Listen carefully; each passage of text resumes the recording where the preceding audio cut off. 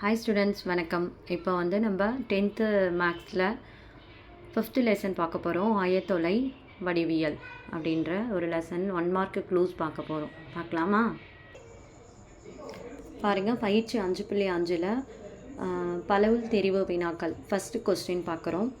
-5,0, 0,-5 மற்றும் 5,0 ஆகிய புள்ளிகளால் அமைக்கப்படும் முக்கோணத்தின் பரப்பு அப்படின்னு கேட்குறாங்க. அதில் நமக்கு 0 அலகுகள், 25 அலகுகள், 5 அலகுகள் எதுவும் இல்லை அப்படின்னு கொடுத்துருக்காங்க. ஸோ இதுக்கு நம்ம என்ன க்ளூ வச்சுக்கணும்னு பார்த்தீங்கன்னா, எல்லாமே என்னவாக இருக்குது, 5 5 5ன்னு இருக்குது. ஸோ அந்த மாதிரி முக்கோணத்தின் பரப்பில் கேட்டிருந்தாங்கன்னா நம்ம என்ன ஆப்ஷன் எடுத்துக்கணும்னா 25 அலகுகள், சதுர அலகுகள்னு எடுத்துக்கணும். சரிங்களா? அடுத்தது செகண்ட் கொஸ்டின். ஒரு சுவரின் அருகே நடந்து சென்று கொண்டிருக்கும் ஒரு நபருக்கும் சுவருக்கும் இடையே உள்ள தூரம் 10 அலகுகள். சுவரை ஒய்யச்சாக கருதினால் அந்த நபர் செல்லும் பாதை என்பது அப்படின்னு கேட்குறாங்க. ஸோ இதில் க்ளூ வேர்டு எதுன்னு பார்த்தீங்கன்னா சுவர். சுவர் ஒரு க்ளூவாக இருக்குது. அடுத்தது நபருக்கும் சுவருக்கும் இடையேன்றது இன்னொரு க்ளூவாக இருக்குது. ஓகேவா? சுவரும் ஒரு நபருக்கும் சுவருக்கும் இடையே அப்படின்னு சொல்லிட்டாங்க.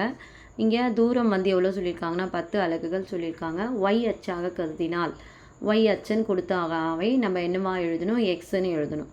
எக்ஸ்ன்னு கொடுத்தா ஒய் அச்சாக எழுதுவோம். ஓகேங்களா? அப்போ ஆன்சர் இங்கே 10 அலகுகள் ஒய் அச்சுன்னு கேட்டிருக்காங்க. ஸோ ஆப்ஷன் ஒய் கொடுத்ததால் நம்ம என்ன ஆப்ஷன் எடுத்துக்கிறோம், x = 10ன்னு எடுத்துக்கணும். இதுதான் அவங்க விடையாக இருக்கும். ஓகேங்களா? அடுத்தது பாருங்கள், 3வது கொஸ்டின். x = 11 என கொடுக்கப்பட்ட நேர்கோட்டின் சமன்பாடானது அப்படின்னு கொடுத்துருக்காங்க. இப்போ தான் நான் சொன்னேன், எக்ஸ் அச்சு கொடுத்தா ஒய் அச்சா எழுதணும், ஒய் அச்சா கொடுத்தா நம்ம என்னவா எழுதுவோம், எக்ஸ் அச்சுன்னு எழுதுவோம். ஓகேங்களா? அப்போ இங்கே x = 11ன்னு சொல்லியிருக்காங்க. அப்போ என்னவா எழுதுவீங்க, எக்ஸ் அச்சுக்கு இணை ஒய் அச்சுக்கு இணை ஆதி புள்ளி செல்லும் வழி 0,11 என்ற புள்ளி வழி செல்லும் அப்படின்னா x = 11ன்னு சொன்னதால் நம்ம என்ன ஆப்ஷன் எடுக்கிறோம், ஒய் அச்சுக்கு இணை அப்படின்னு எடுத்துக்கிறோம், எக்ஸ்ன்னு கொடுத்ததால். ஓகே. அடுத்தது கொஸ்டின். 5,7, 3,p மற்றும் 6,6 என்பன ஒரு கோடமைந்தவை எனில் பியின் மதிப்பு அப்படின்னு கேட்டிருக்காங்க. ஸோ இங்கே நம்பர் இருக்குது, இங்கே 3,pன்னு இருக்குது, 6,6ன்னு இருக்குது. ஸோ பிக்கு நேராக நமக்கு என்ன இருக்குங்கன்னு பார்த்தோம்னா க்ளூ 3ன்னு இருக்குது. ஓகேங்களா? ஸோ இந்த 3 நம்ம ஸ்கொயர் பண்ணி ஆன்சராக எழுத போகிறோம். பி கூட என்ன நம்பர் இருக்கோ அதை நம்ம என்ன பண்ண போகிறோம், ஸ்கொயர் பண்ண போகிறோம். அப்போ இது ஆப்ஷனாக வராது, இதுவும் ஆப்ஷனாக வராது. ஸோ 3 ஸ்கொயர் நமக்கு என்னன்னா 9. ஸோ 9 தான் விடை, உங்கள் விடை. ஓகேவா? 5வது கொஸ்டின். 3x - y = 4 மற்றும் x + y = 8 ஆகிய நேர்கோடுகள் சந்திக்கும் புள்ளி அப்படின்னு கேட்டிருக்காங்க. ஸோ இங்கே என்ன கேட்டிருக்காங்க, 2 சமன்பாடு கொடுத்துருக்காங்க. நேர்கோடுகள் சந்திக்கும் புள்ளி என்ன விடைன்னு கேட்டிருக்காங்க. ஸோ நமக்கு விடையில் க்ளூ எதுன்னு பார்த்தோம்னா 3x - yன்னு இருக்குது இல்லைங்களா? ஸோ 3xன்னு ஸ்டார்ட் ஆகுதுன்றதால நம்ம இந்த எக்ஸு கூட என்ன நம்பர் இருக்குது, 3ன்னு இருக்குது. அப்போ விடையும் நமக்கு 3ல் ஸ்டார்ட் ஆகணும். So first option 5,3, second option 2,4, 3வது ஆப்ஷன் 3,5, 4வது ஆப்ஷன் 4,4. அப்போ எதில் ஸ்டார்ட் ஆகும், இதுதான் 3ல் ஆரம்பிக்குது. அப்போ இதுதான் நம்மளுடைய விடையாக ஞாபகம் வச்சுக்கணும். ஓகேங்களா? அடுத்த கேள்வியை பாருங்கள். 12,3, 4,a என்ற புள்ளிகளை இணைக்கும் கோட்டின் சாய்வு 1/8 எனில் ஏயின் மதிப்பு அப்படின்னு கேட்குறாங்க. ஸோ அதுக்கு விடை என்னென்ன கொடுத்துருக்காங்க, 1 4 -5 2. இதில் நமக்கு இங்கே என்ன சொல்லியிருக்கோன்னா ஏக்கு நேராக நம்மளுக்கு என்ன இருக்குது, 4 இருக்குது. 4 இருந்ததுன்னா இதுக்கு நம்ம இந்த சாய்வுன்னு கொடுத்துருக்காங்க இல்லையா, ஏவோட மதிப்பை கேட்குறாங்க. a = 4ன்னு எடுத்துக்கணும். ஆனால் சாய்வுன்னு கொடுத்துருந்தாங்கன்னா நம்ம இதில் பாதி எடுத்துப்போம், அந்த நம்பரில் பாதி எடுத்துக்கலாம். அப்போ 4ல் பாதி என்ன வரும் விடையின்னு பார்த்தோம்னா நமக்கு 2 தான் ஆப்ஷனாக வரும். சரிங்களா? அடுத்த கேள்வியை பாருங்கள். 7வது. 0,0 மற்றும் -8,8 என்ற புள்ளிகளை இணைக்கும் நேர்கோட்டிற்கு செங்குத்தான கோட்டின் சாய்வு அப்படின்னு சொல்கிறாங்க.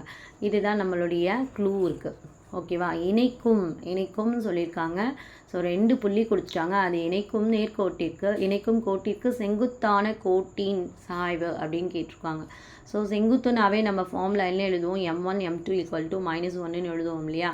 ஆனால் இங்கே இணைக்கும் கோட்டுன்றதால நம்ம எப்போவுமே ஒன்று தான் ஆப்ஷனு. இங்கே இணைக்கும்ன்றதால எப்போவுமே -1 எழுதுவோம் செங்குத்துக்கு. பட் இங்கே ஆப்ஷன் வந்து நமக்கு 1ன்னு வரும். ஓகேங்களா?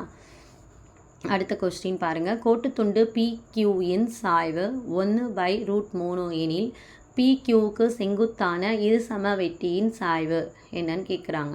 PQக்கு செங்குத்தான இரு சமவெட்டியின் சாய்வு. ஓகேங்களா? இப்போ இந்த மாதிரி இதுவும் செங்குத்து தான். ஆனால் வந்து என்ன சொல்கிறோம், 1/√3ன்னு சொல்கிறோம். நம்ம எப்போவுமே M1 கண்டுபிடிச்சிட்டு M2 வந்து ரிவர்ஸில் போடுவோம் இல்லையா?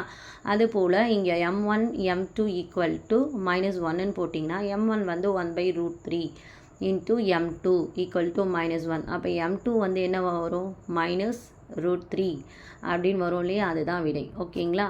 ஸோ அப்படி இல்லையானா இதுக்கு க்ளூ இவ்வளோ பெருசாக இருக்கே அப்படின்னு நீங்கள் ஃபீல் பண்ணிங்கன்னா என்னவா எழுதிக்கலான்னா √3/1 அப்படியே இதை தலைக்கீழாக திருப்பிட்டிங்கன்னா √3ன்னு வரும். ஆனால் விடை வந்து மைனஸில் இருக்கணும். ஓகேங்களா? அது மாதிரி ஞாபகம் வச்சுக்கோங்க. ஓகேங்களா? நெக்ஸ்ட்டு கேள்வியை பார்க்கலாம்.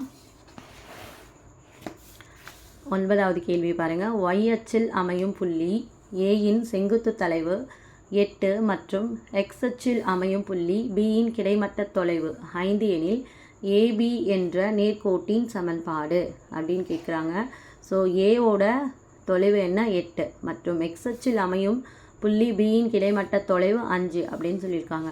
ஸோ இதை வந்து நம்ம 8xன்னு எழுதிக்கலாம். 8 மற்றும் xன்னு சொன்னதால் 8x ப்ளஸ்ஸு நமக்கு வந்து இங்கே 5ன்னு சொல்லியிருக்காங்க, அது 5yன்னு எழுதிக்கலாம். ஓகேங்களா? ப்ளஸ்ன்னு எழுதிக்கிறோம். 8x + 5y. 8 5 எவ்வளோ நமக்கு 40. ஓகேங்களா? ஸோ கூட்டலில் தான் வரணும். 8x + 5y = 40 அப்படின்னு எழுதிக்கலாம். ஓகே, அடுத்த கேள்வியை பாருங்கள். 7x - 3y + 4 = 0 என்ற நேர்கோட்டிற்கு செங்குத்தாகவும் ஆதிப்புள்ளி வழி செல்லும் நேர்கோட்டின் சமன்பாடு அப்படின்னு கேட்குறாங்க. இப்போ இதை வந்து நம்ம இன்டர்சேஞ்ச் பண்ணி மாற்றி எழுத போகிறோம். மாற்றி எப்படின்னா எக்ஸோட கெழுவை வந்து ஒய்யாகவும் ஒய்யோட கெழுவை வந்து எக்ஸாகவும் எழுத போகிறோம். அப்போ இந்த 4 வந்து நமக்கு வராது. ஒன்லி சிம்பிளாக எக்ஸோட கெழுவும் ஒய்யோட கெழுவும் மட்டும்தான் எழுத போகிறோம் இதில். ஓகேங்களா? நேர்கோட்டிற்கு செங்குத்தாகவும் ஆதி புள்ளியும் கொடுத்துருந்தாங்கன்னா எக்ஸ் ஒய்யோட கெழுவை வந்து நம்ம அப்படியே மாற்றிட்டு எழுத போகிறோம். அப்போ விடை வந்து இதுவும் கிடையாது. So 3x + 7y = 0. அதுதான் நம்மளுடைய விடை. ஓகேங்களா?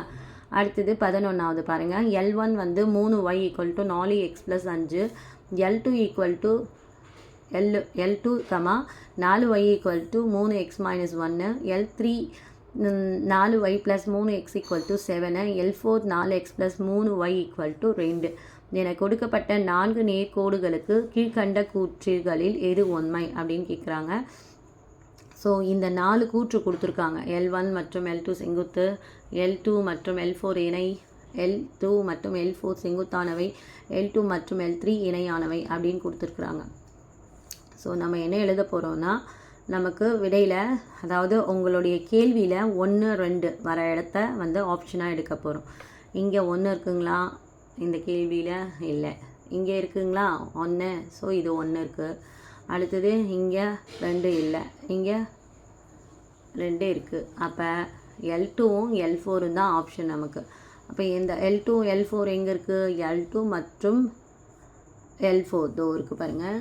L2 மற்றும் L4 செங்குத்தானவை. அப்போ 3வது ஆப்ஷனை நம்ம எடுத்துக்கிறோம். ஓகேங்களா?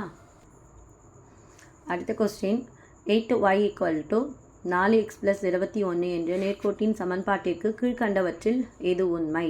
இந்த மாதிரி எது உண்மைன்னு கேட்டிருந்தாங்கன்னா நமக்கு 5வது பாடத்தில் கேட்டிருந்தாங்கன்னா நம்ம விடையை வந்து 0.5ல் ஆரம்பிக்கும், 2.6ல் முடியும் அப்படின்னு ஞாபகம் வச்சுக்கோங்க. அப்போ என்ன வரும்னா சாய்வு 0.5 மற்றும் y வெட்டு தொண்டு 2.6 அப்படின்னு தான் இருக்குது. இதுதான் 0.5லையும் 2.6லையும் நமக்கு முடியுது. அப்போ ஆப்ஷனும் இது தான் இருக்கும். ஓகேங்களா? அடுத்த கொஸ்டின் பாருங்கள். ஒரு நாற்கரமானது ஒரு சரிவகமாக அமைய தேவையான நிபந்தனை.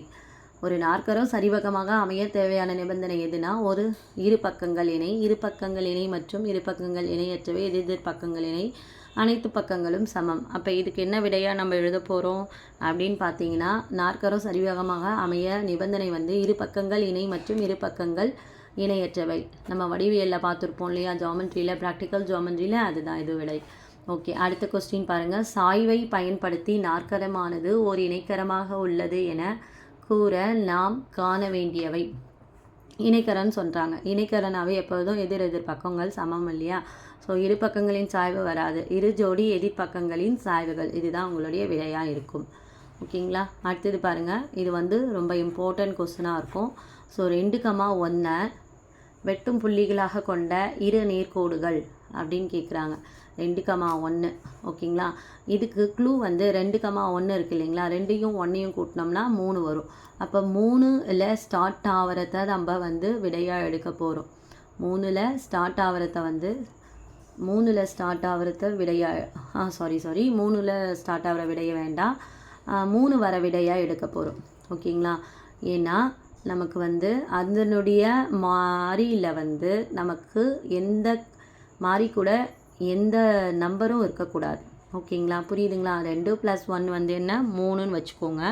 ஸோ 3ன்னு வச்சுட்டிங்கன்னா அடுத்தது இதனுடைய இன்னொரு க்ளூன்னு பார்த்தீங்கன்னா அது வந்து இந்த வேரியபிள்ஸ் இருக்கு இல்லையா? அந்த வேரியபிள் கூட நம்பர்ஸ் எதுவும் இருக்கக்கூடாது, அந்த மாதிரி இருக்கணும். இப்போ இது 3ல் இருக்கா? ஈக்குவல் டு 3ல் இல்லை, -3ன்னு இருக்குது. இது ஈக்குவல் டு 3ன்னு இருக்கா? இருக்குது. x + y = 3, 3x + y = 7. அப்போ இதுதான் என்னுடைய விடையாக இருக்கும். இப்போ அது 3x, எக்ஸோட கெழு வந்து 3ஆக வருது, அதனால் இது விடையாக இருக்காது. இதுவும் 3 ஈக்குவல் டு 3ஆக இல்லை. ஸோ இந்த கேள்விக்கு 2,1ஐ வெட்டும் புள்ளியாக கொண்ட இரு நேர்கோடுகள்னு வந்தால் 2 + 1 = 3ன்னு வரும். 3 வந்து ஈக்குவலுக்கு அந்த பக்கமாக இருக்கணும். அடுத்தது எக்ஸோட கெழுவில் எந்த எண்ணும் இருக்கக்கூடாது. அந்த மாதிரி வர சமன்பாடை தான் நம்ம விடையாக எடுப்போம். புரியுதுங்களா? அவ்வளோதான். இந்த 1 மார்க்ஸ் முடிஞ்சுது. அடுத்த 1 மார்க்கில் பார்க்கலாம்.